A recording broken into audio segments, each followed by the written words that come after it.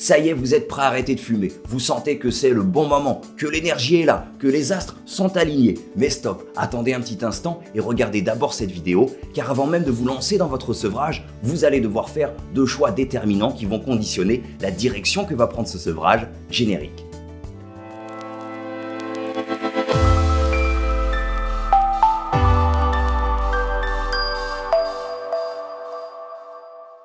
Bonjour les amis et bienvenue sur cette chaîne Tabac Libération, la chaîne où l'on aborde le sevrage tabagique de manière positive et naturelle.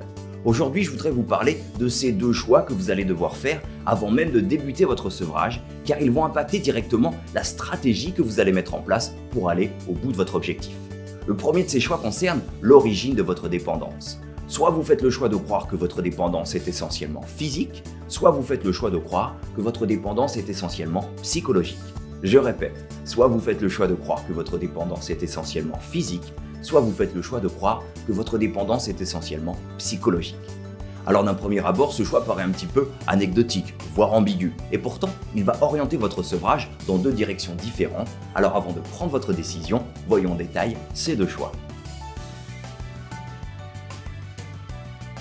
Dans le premier, vous admettez que ce qui vous rattache à la cigarette est un produit, la bien nommée nicotine.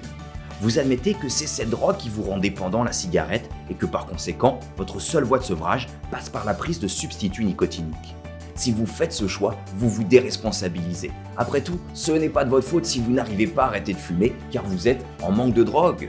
Vous n'êtes pas quelqu'un qui affronte ses problèmes et qui se donne les moyens de les résoudre. Vous n'êtes qu'un drogué qui dépend des sensations de son corps et qui ne peut donc pas les contrôler.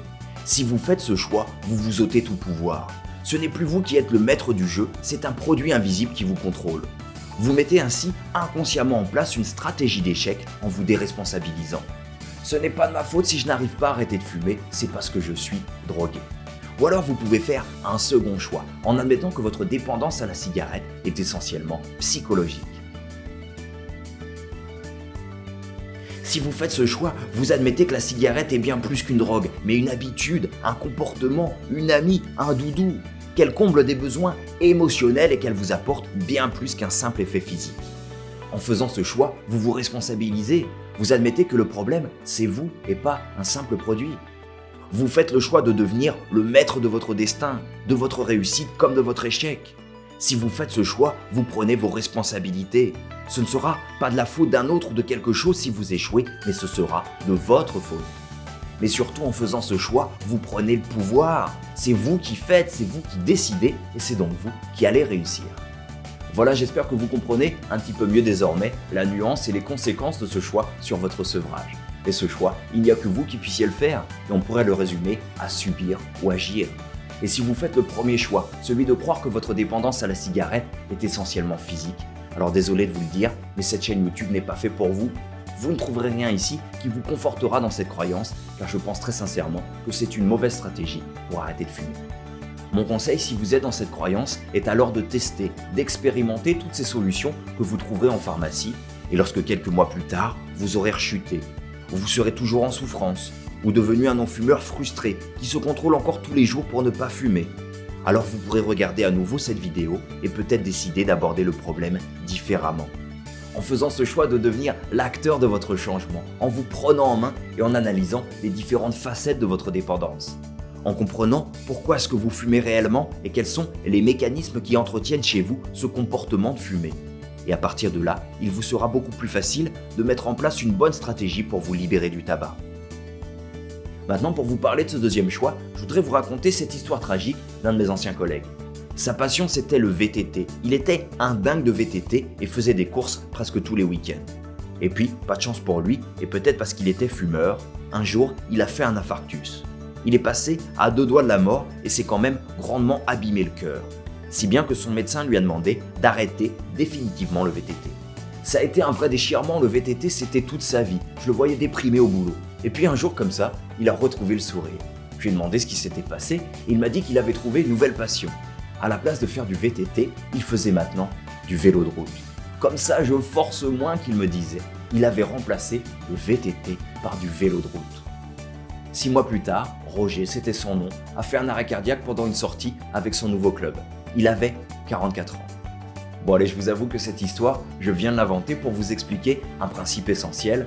Est-ce que vous avez compris là où je veux en venir? Ne remplacez pas vos cigarettes par une vapoteuse. Alors oui, certains vous diront, et c'est le discours officiel, que la vape, c'est moins dangereux que la cigarette, que ce n'est pas de la fumée que l'on absorbe, mais de la vapeur d'eau, et tout un autre tas d'arguments pour vous convaincre que la vape, c'est bon et que la vape, c'est bien. Alors moi, je ne suis pas médecin, mais je constate simplement cette petite chose, que nos poumons ont été construits pour absorber de l'air, et pas de l'air et des produits chimiques. Parce qu'il n'y a pas besoin d'avoir fait 10 ans d'études pour comprendre que lorsque l'on tire sur une vape, il y a bien plus que de l'air et de l'eau qui entrent dans notre organisme. Oui, mais pour l'instant, il n'y a aucune étude qui prouve que c'est dangereux.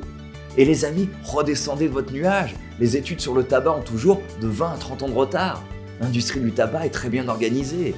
Et si dans 20 ans on vous apprend que la vape est tout aussi, voire plus dangereuse que la cigarette, est-ce que vous ne vous sentirez pas juste un tout petit peu con? Non, ne faites pas cette erreur de remplacer vos cigarettes par une vape. Vous allez perdre tous les bénéfices de votre arrêt. Exit votre meilleure santé. Exit vos réelles économies. Et surtout, exit votre liberté, car vous allez être amené à fumer, à vapoter si vous voulez, encore plus qu'avant. Ne faites pas ce choix de la peur en transformant une addiction par une autre, en vous disant que progressivement, vous allez réduire les doses.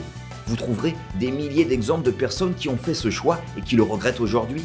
Car en faisant ce choix, vous ne résolvez pas du tout votre problème avec le tabac, vous ne faites que le transférer ailleurs. Un arrêt du tabac doit être net, préparé, mais net, car il n'y a qu'à ce prix que vous allez pouvoir lancer le formidable travail de nettoyage de votre organisme et profiter à 100% de tous les bienfaits de votre sevrage. Voilà, repensez bien à ces deux choix avant de débuter votre sevrage. Et si vous faites le choix de vous responsabiliser en supprimant définitivement toute trace de tabac, alors soyez les bienvenus sur cette chaîne. Ici, on va aborder le sevrage tabagique de manière positive en vous aidant à démêler tous les mécanismes qui vous empêchent d'arrêter de fumer pour mettre en place une bonne stratégie, celle qui va vous amener vers votre libération. Et pour tous ceux qui veulent gagner du temps, je vous invite dans un premier temps à regarder ma masterclass Sevrage tabagique dont vous trouverez le lien dans les commentaires. Et si vous avez aimé cette vidéo, pensez à la liker et à la partager à toutes les personnes à qui elle pourrait être utile. N'oubliez pas que le tabagisme est loin d'être une fatalité. Vous pouvez devenir un non-fumeur heureux car vous avez en vous les ressources pour vous en libérer. À très bientôt, salut.